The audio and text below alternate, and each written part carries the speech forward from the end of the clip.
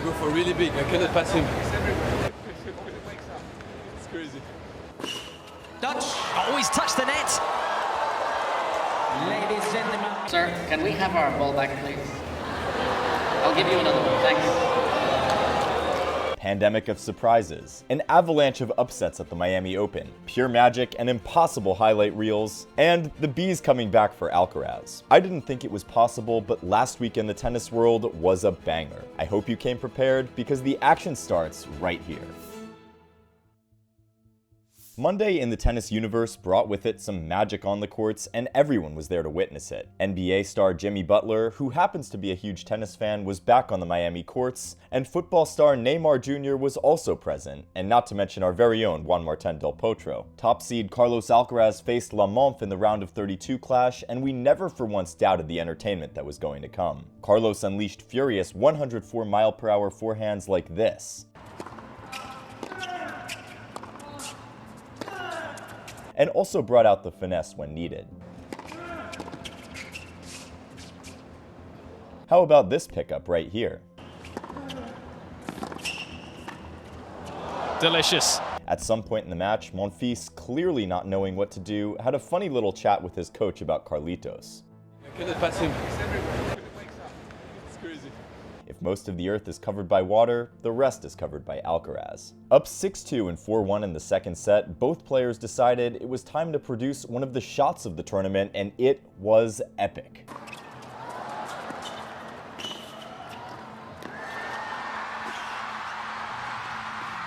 Although Alcaraz hit the snooze button for the next couple games, he came back to close it out, 6-2, 6-4 your final score. Carlitos would then sign the camera, reminding us all that we were lucky to witness two of the best entertainers playing. Meanwhile, Ben Shelton and Lorenzo Musetti faced off, and we had no idea what we were in for. Musetti transformed into a wizard on the court as he slowly picked Shelton apart.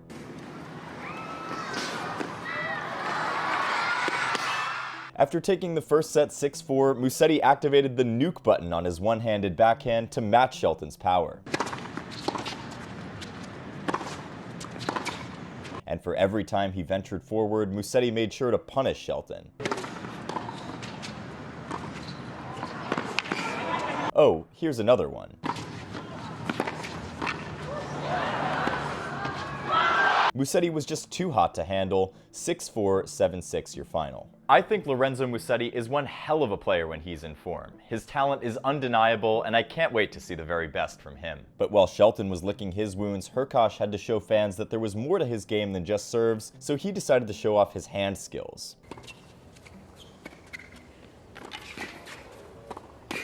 Both players traded heavy ground strokes, but Hurkacz, as usual, couldn't risk the temptation of a tiebreak, so that's exactly how the first two sets played out, with both players sharing the spoils. Hurkacz took the first, and Korda took the second after producing some moments of brilliance late on. Here's one for you.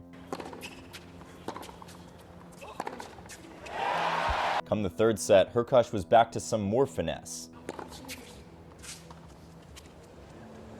Oh, lovely touch. Following a forehand error from Korda, Hurkacz stole the only break of the match and ran away with it. Coming off his miraculous escape against Dan Evans, Chris Eubanks had his mojo going for him as he cooked up wicked pieces of play like this. Oh, brilliance.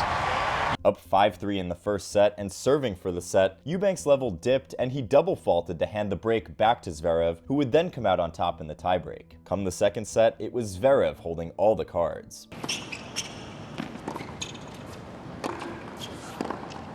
After breaking Eubanks early on, Zverev never really looked to be in trouble, and while Eubanks put up a fight towards the end of the match, there would be no miracle this time for the American, 7-6, 6-3 in favor of the German. Switching over to the WTA, Ekaterina Alexandrova produced the upset of the day, taking down Iga Swiatek in what was a flawless performance. I didn't see that one coming. Alexandrova lit up the stadium, breaking Iga in the very first game with a ferocious forehand.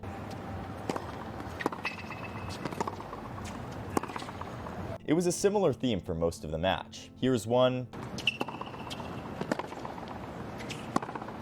and here's another. It was a forehand clinic from Alexandrova.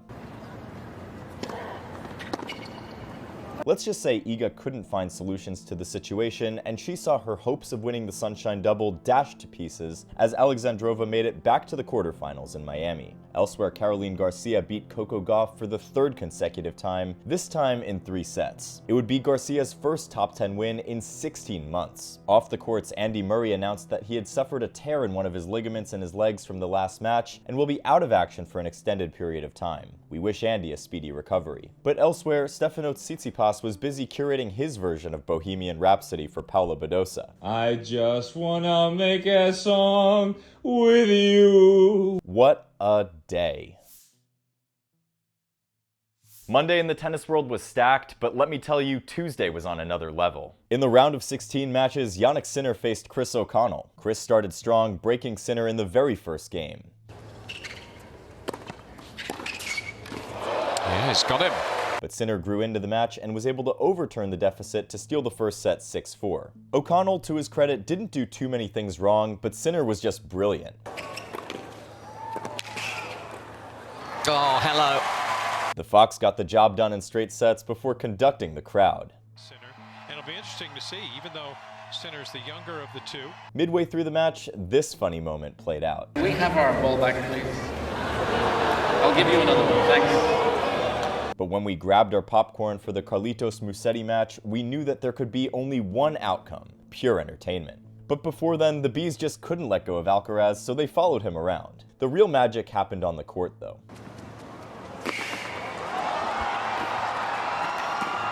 However, it was Alcaraz's day to shine, so he did this.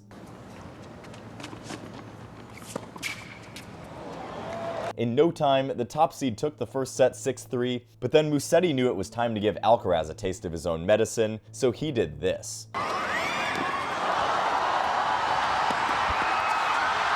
The movement, point construction, anticipation, everything was sublime. In response, Carlitos unlocked new levels, giving us those exquisite drop shots.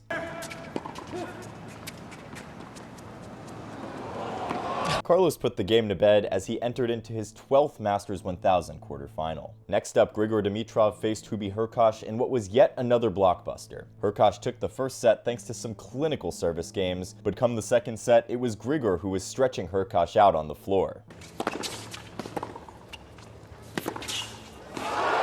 Both players then decided to turn the match into an exhibition midway into the second set.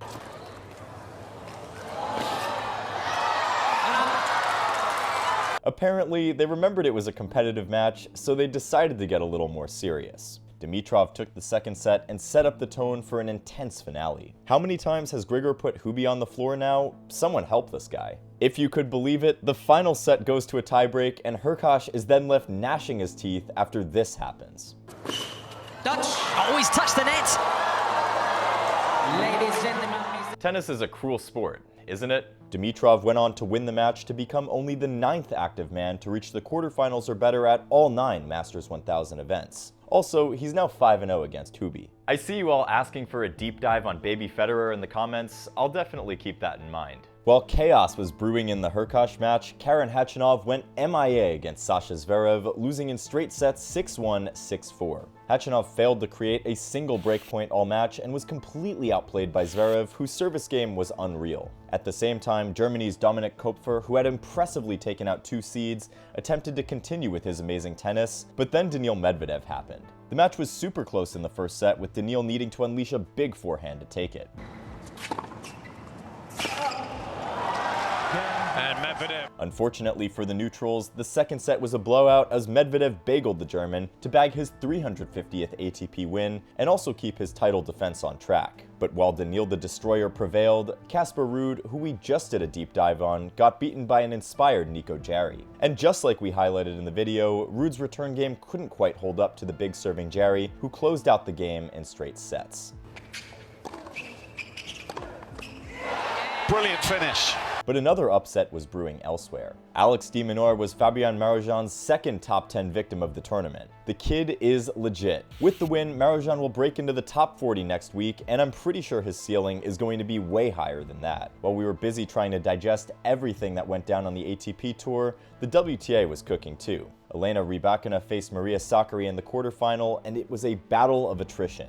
Sakkari, who's been in form since hiring her new coach, came prepared. Both players exchanged breaks early on and fought tooth and nail as the first set wore on. However, Rybakina would steal it at the death thanks to a phenomenal forehand that made it to the highlight reel.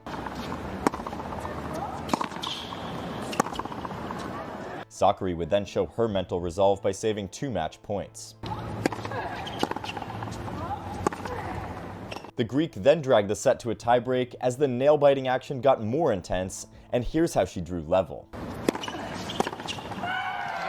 The reaction tells you everything. Rybakina was pissed off, so she decided to go DEFCON 1 on her backhand in the third set. But when the going gets tough, the tough get going. Maria Sakkari denied Rybakina yet again on the third match point, and I was out of breath seeing what had just played out. Are you kidding? The fourth match point came and went begging, but Rybakina would not be denied at the 5th time of asking. This, ladies and gentlemen, is why we love tennis. And if you thought today was eventful, just wait for tomorrow.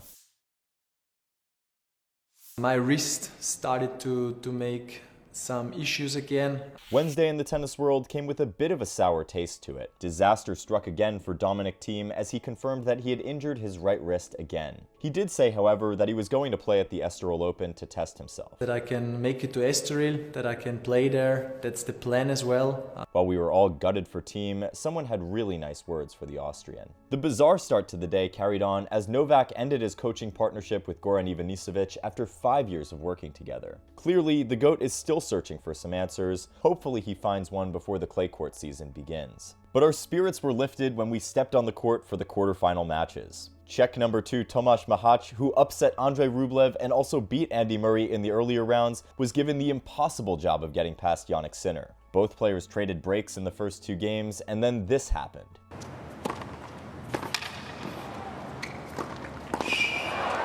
Facing Jannik Sinner these days almost seems like a death sentence. Still pissed at himself for losing the point, the Czech redirected anger to his forehand, and the result was glorious. With the game dead even at 3-all, Sinner made his move and broke Machač. The Italian would then take care of business to take the first set 6-4. Come the second set, Sinner was anything but ordinary. For all his efforts, Machač would go home empty-handed each time he traded shots with Sinner.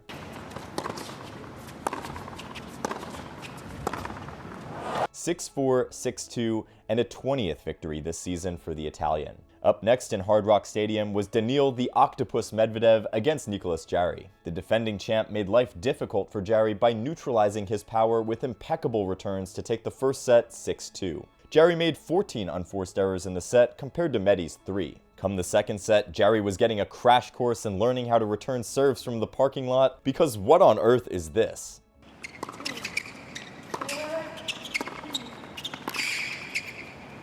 To his credit, Jarry opted to go to the net more often to punish Medi. Both players got in on the grind and gave it their all as they produced epic points like this. Fueled by the energetic South Florida crowd, Jarry continued to close in at the net, winning 15 out of 19 net points. The set went into a tiebreak, but it was the Octopus who would come out on top to set up a rematch with Jannik Sinner. In WTA action, number 14 seed Ekaterina Alexandrova outlasted Jessica Pegula in a gritty 3-setter that lasted almost 2 hours. Alexandrova, who defeated Elena Rybakina in Adelaide back in January before defeating Iga Swiatek earlier this week, chose violence on Wednesday night. Pegula, for all her incredible defense, could only do so much before Alexandrova burrowed her way through. 1-all apiece, both players decided to give us a treat in the third set.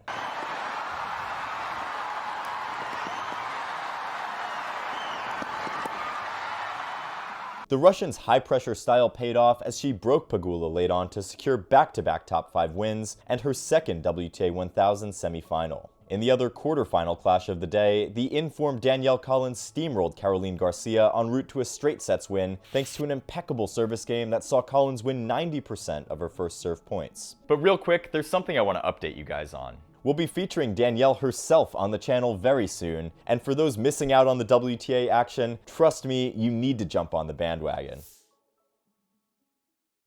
With the tensions rising and the stakes higher than ever, Thursday in the tennis world delivered some heavyweight action, and guess which special guest was in attendance? Mike Tyson once said, "Everyone has a plan until they get punched in the face." Well, that quote played out when Carlos Alcaraz faced Grigor Dimitrov in what looked to be a one-sided boxing match. Grigor wasn't messing around, and he came out swinging. Goodness me, what a return. Snatching the early break, Dimitrov went God mode on Carlitos. His brother.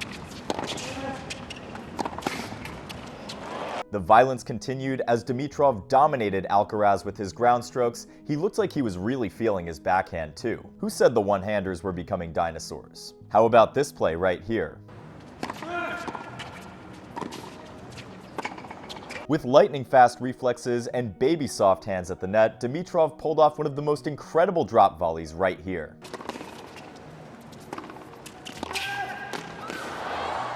With remarkably consistent depth on first serve returns, Dimitrov ended the first set with this cold-blooded moment.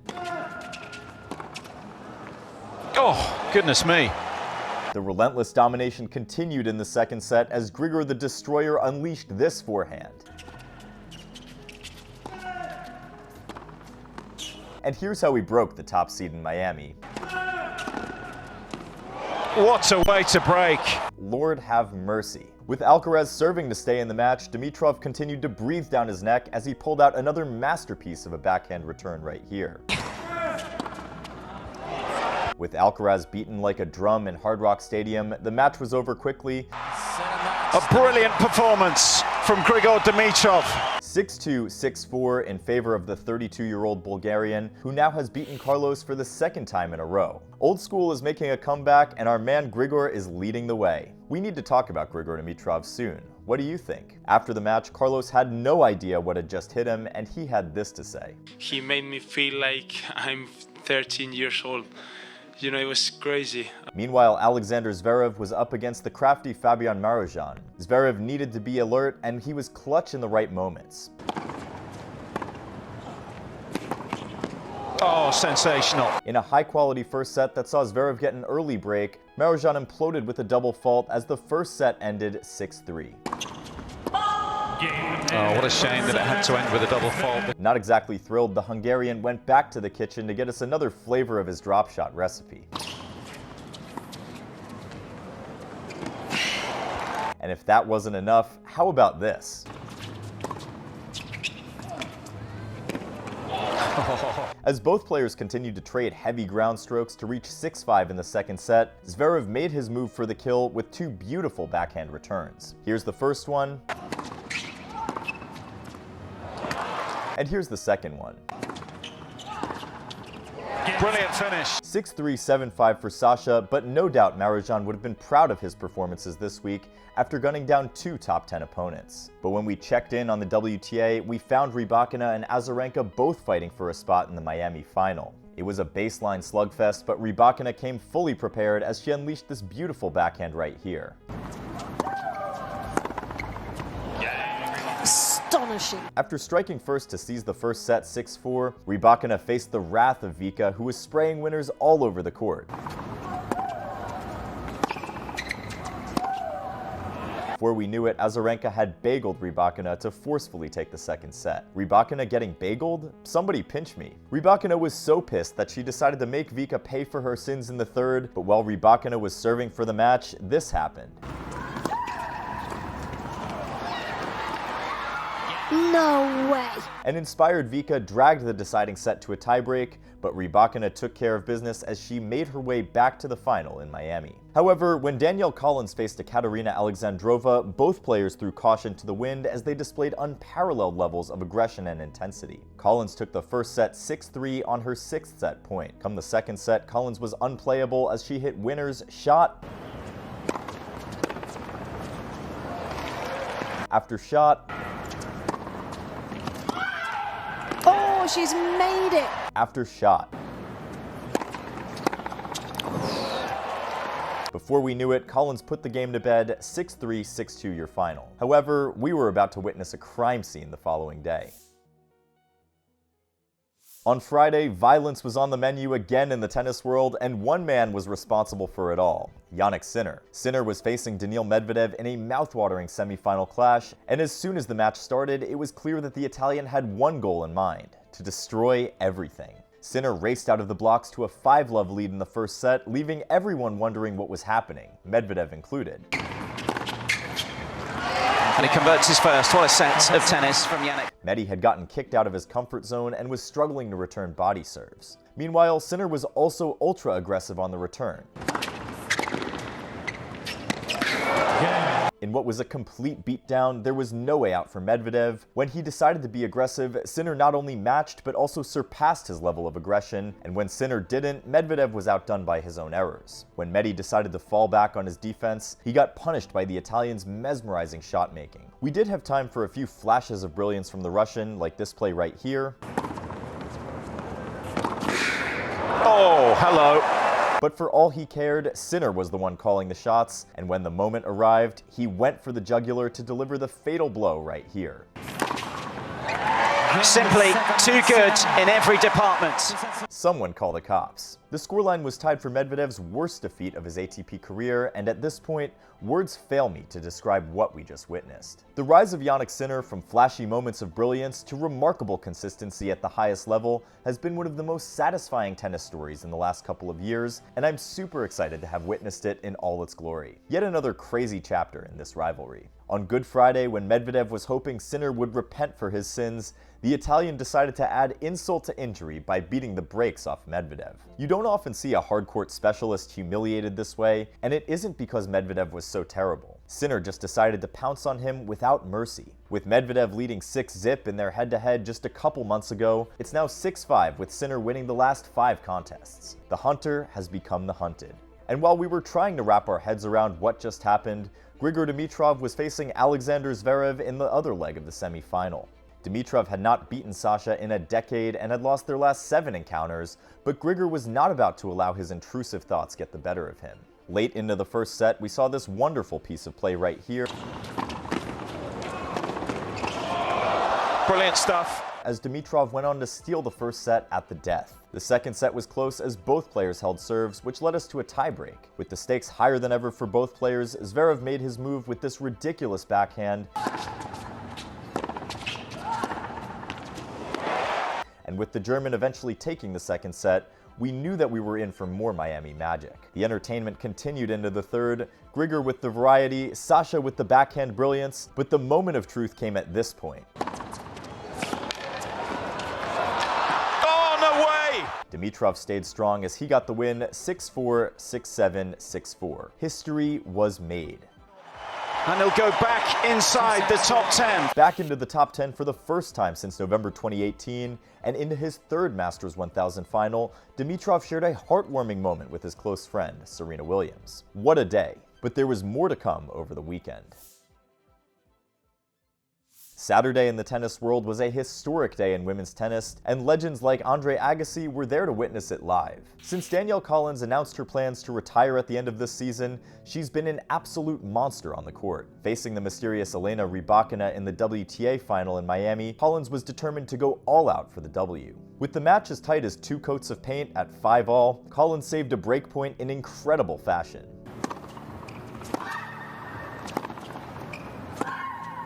She would then go on to break Rybakina at the death and take the first set 7-5 thanks to a backhand error from Rybakina. The second set came and it was Collins who was off to a quick start as she broke Rybakina right away with a devastating return game.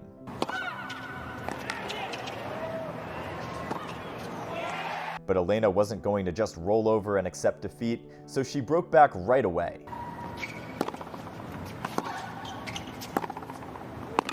But when serving to level the set at 4-all, Rybakina was on the receiving end of a ferocious backhand that led to an error. And on her 4th championship point, Collins finally did it. It's dreamland! Her first Masters 1000 title and the biggest win of her life. Ladies and gentlemen, your 2024 Miami Open presented by Itaú singles champion, Danielle Collins! With her title run, Collins became the lowest-ranked woman to ever win the Miami Open, and her story has been inspirational to say the least. We had the chance to sit down with Danielle at the ATX Open, and we'll be hearing from her very soon on the channel. I'm super excited to share it with all of you. Coming from a middle-class family, Danielle Collins needed a backup plan, so she took the college route and only turned pro in 2016. With not too much support, Collins fought hard throughout her career, reaching the Australian Open final in 2022 and breaking into the top 10. Not to mention that she struggled with 2 chronic and serious medical conditions, endometriosis and rheumatoid arthritis, while putting her body under the most stressful conditions on tour. And now, here she is, making history in her final season, and going out with a bang. What a moment for the American, but for Elena Rybakina, it's back-to-back losses at the Miami Open final. As the week reached its climax, Sunday afternoon delivered a double dose of dynamism and ridiculous court coverage as Sinner faced Grigor Dimitrov. Sinner had taken this road to the final, and Dimitrov had to go through all of these players right here. With both players being the only men with 20-plus wins in 2024, we knew that we were in for a showdown. The match got underway, and Dimitrov was off to a good start and was dishing out some good backhand returns like we see here. But after failing to break Sinner at 2-1 thanks to an inside-out forehand that didn't miss by much, Grigor would face the wrath of Sinner and get broken in his next service game right here. Yes. The relentless aggression from Sinner continued as he drew out errors from Dimitrov's backhand. On top of that, Sinner's defense was also impeccable. The Italian scrambling around the court would pay off as he broke Grigor to seize the opening set right here.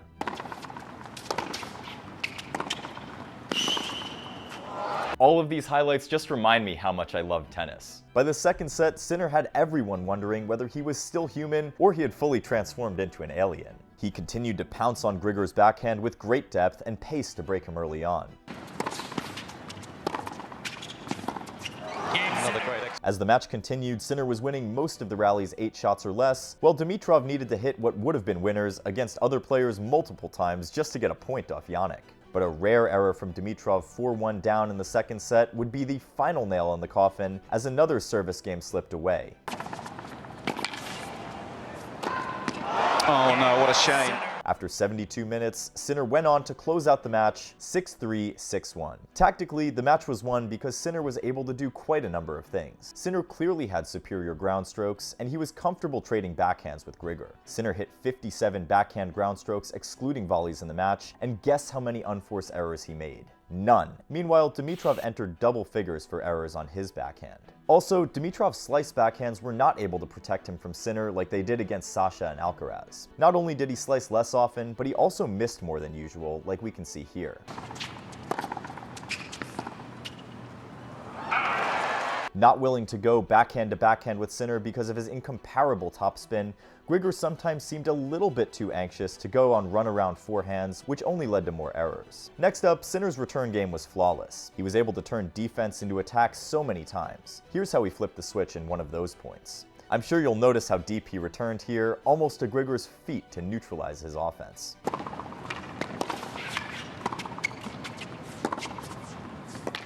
Another point worth noting is that Sinner was great at serving to the body to jam up Grigor on second serves. For all his athleticism, aggression, serve +1 forehands, and variety, Dimitrov was no match for the Italian, who continued to breathe down his neck. Let's be honest, Dimitrov didn't play badly, he just happened to be faced with a Jannik-Sinner puzzle, a puzzle which nobody has answers to at the moment. Now 22-1 this year and 42-3 since the US Open, we can only imagine what lies ahead as we pack our bags and prepare for the European clay swing. If you loved this video, please hit that subscribe button, and if you missed last week's videos, no worries, I've got them showing on the screen right here.